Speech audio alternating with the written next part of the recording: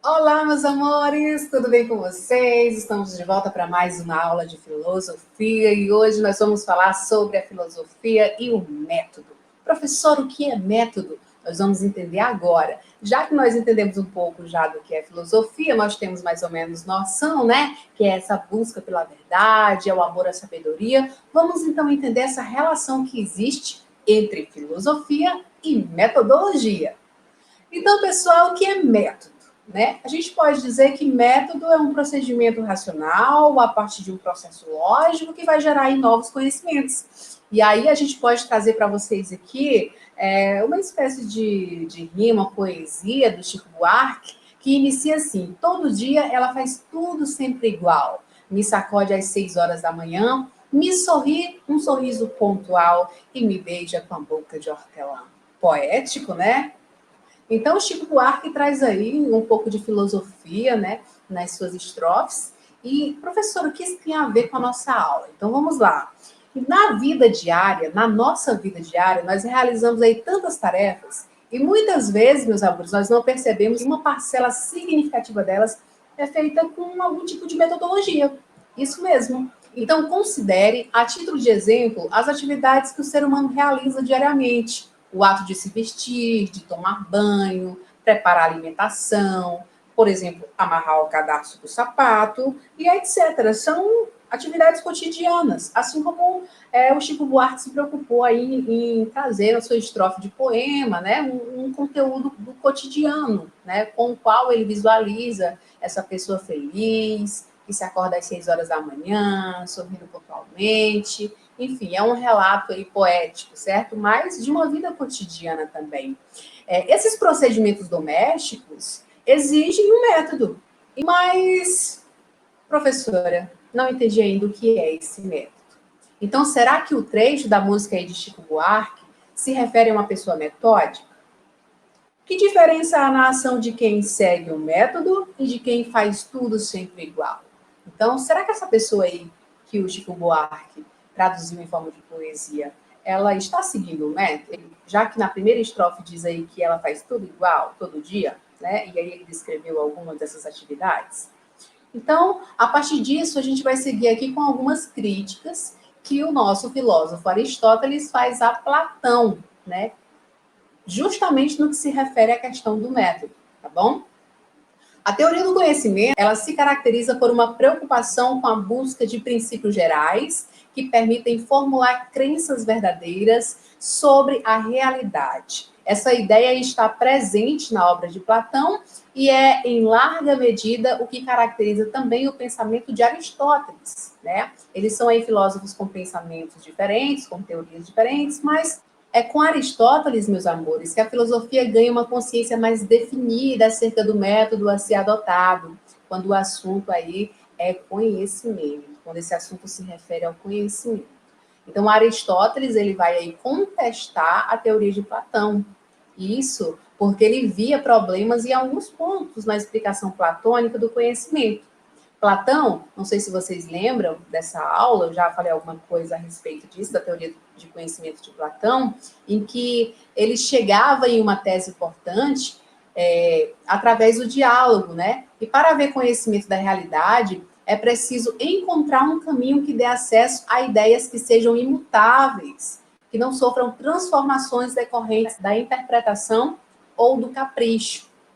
Então, Platão ele tinha essa teoria de concepção dele em relação ao método e ao conhecimento um pouco mais voltado para algo dualista, né? Ele acreditava que existia aí dois mundos, um mundo sensível e um mundo inteligível, e que nas outras aulas a gente vai se aprofundar um pouco mais, né, sobre esses dois mundos, mas seria mais ou menos como se ele entendesse que o que é real no mundo sensível, né, que a gente enxerga, visualiza a partir dos nossos sentidos, na verdade, é só um estereótipo do que é real, do que é verdadeiro, porque a essência do que você visualiza está no mundo inteligível. Mas aí isso aí é um assunto para uma outra aula, né? A gente precisa se aprofundar um pouco mais para que vocês possam entender.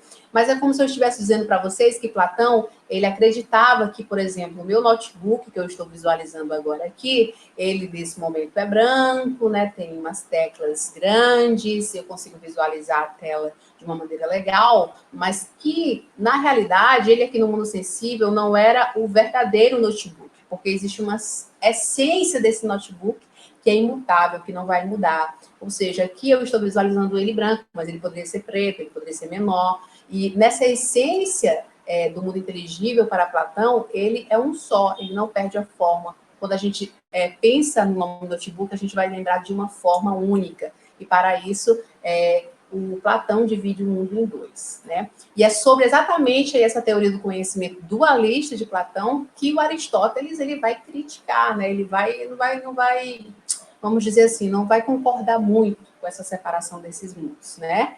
Então vamos lá. Eu acabei me prolongando um pouco aqui na explicação, entrando no assunto da teoria do conhecimento, mas aqui a gente está querendo entender o que é esse método, né? O que é a metodologia, por que ela se relaciona com a filosofia. Então, como eu falei para vocês, Aristóteles ele meio que contestou Platão porque via problemas em alguns pontos da explicação platônica do conhecimento. Então, Platão tinha chegado numa tese importante em que, para haver conhecimento da realidade, é preciso encontrar um caminho que dê acesso às ideias que sejam imutáveis, que não sofram transformações decorrentes da interpretação do capricho. Aristóteles concorda com isso, né? Mas dirige uma crítica para Platão.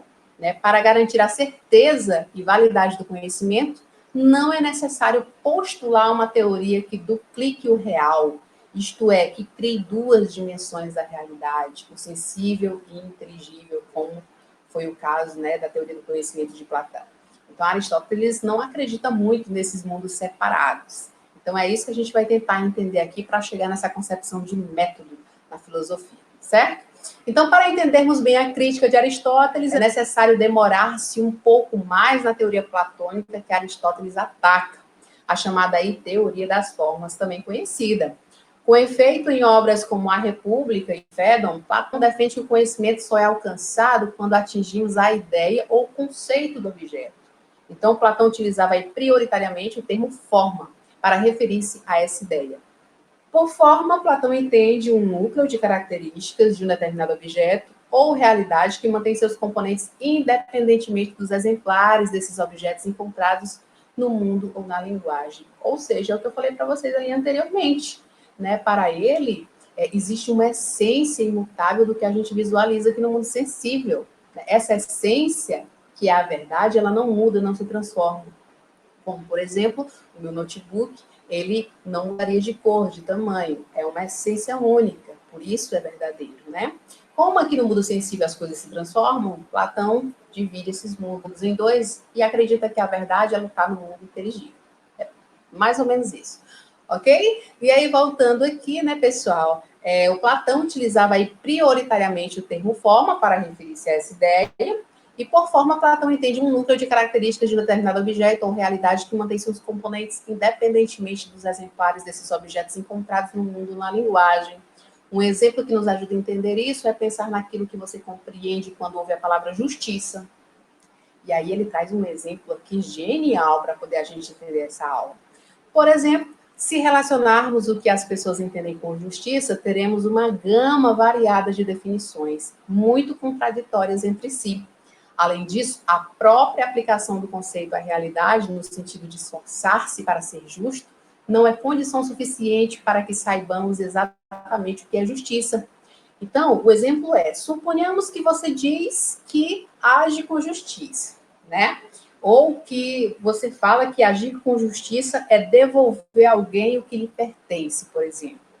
Então, e dá como exemplo aí a devolução ao dono de uma arma que você encontrou. Então, por exemplo, aí você encontra uma arma e você devolve para o seu dono, né? Alguém pode protestar nesse momento que teria sido mais racional e justo evitar essa devolução. Por quê, professora? porque essa arma, de repente, poderia ser usada para ferir alguém, ou então essa arma poderia ser de uma pessoa que estava com má intenções.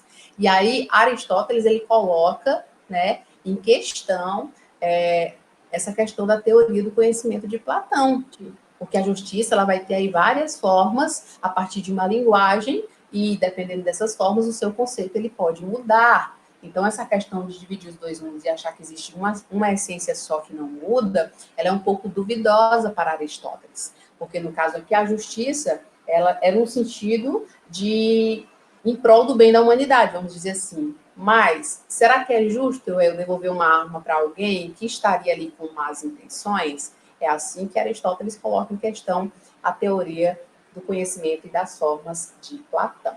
Interessante, né? Seguindo, é isso então que preocupava Platão.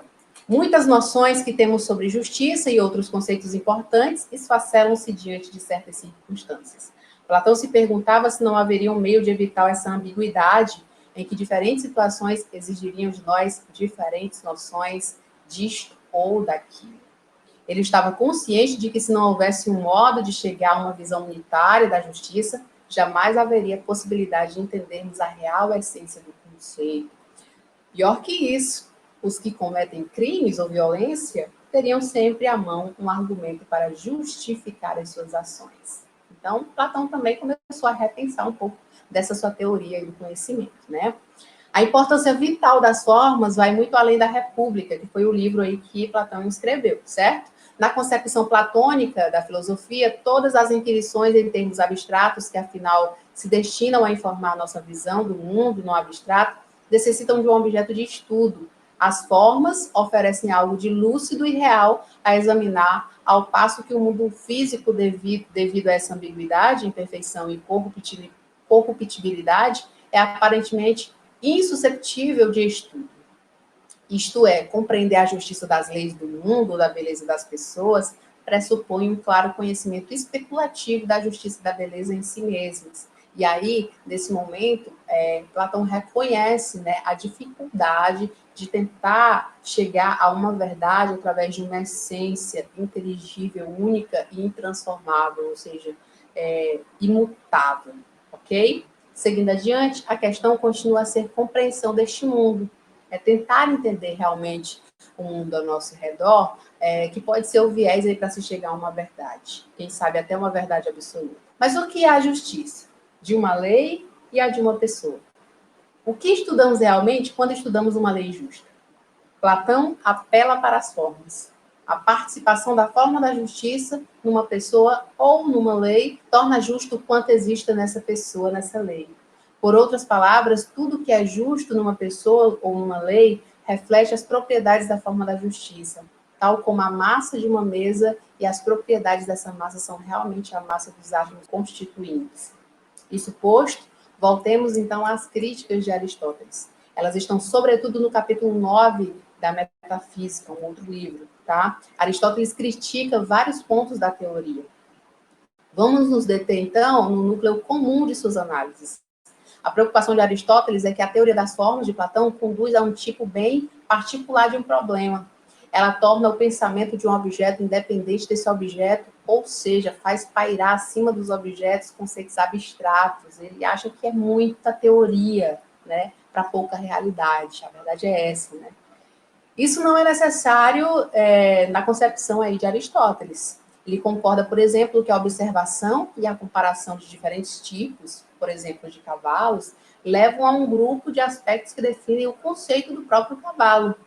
Então, isso só pode ser feito pelo pensamento e através do pensamento. É como se ele estivesse dizendo, ora, não é preciso estar dividindo esses dois mundos para chegar numa verdade absoluta. É só você ter uma ideia do que é a verdade do animal cavalo. Ele pode ser de várias espécies, ele pode ser de várias cores, de vários tamanhos, mas existe um conhecimento verdadeiro que é o conhecimento da essência do que é o cavalo. Então, as teorias dos dois se diferenciam, né? E existe essa crítica de Aristóteles, mas, na verdade, elas estão interligadas quando há essa discussão crítica sobre a teoria do conhecimento e, quem sabe, nessa busca, né, por esse método, por essa metodologia de estudo. Seguindo o nosso texto, Aristóteles aí não concorda quando Platão imagina que existe algo abstrato e formal como a cavalidade, independentemente da existência de cavalos particulares. Para Aristóteles, chegamos ao conceito de cavalo mediante estudos dos exemplares existentes. Chegamos ao conceito de humanidade mediante aos estudos de homens concretos e assim por diante. Aristóteles se pergunta por que postular propriedades essenciais, ou seja, essa teoria do mundo, das ideias, né, da inteligência de cada objeto, e que exista separadamente aí esses conceitos do que é verdadeiro e do que é visível ou que a gente possa palpar, algo palpável, né? Para Aristóteles, portanto, um homem é mais real do que a humanidade, e é por meio do primeiro que chegamos ao conceito do segundo. Ou seja, Aristóteles, ele tem um pensamento mais empírico, né? Ele acredita naquilo que ele vê, naquilo que ele sente, no que está ali à sua frente. E a partir disso, desse estudo, dessa metodologia de estudo, é que eu chego ao que é a verdade, diferentemente do que pensa Platão.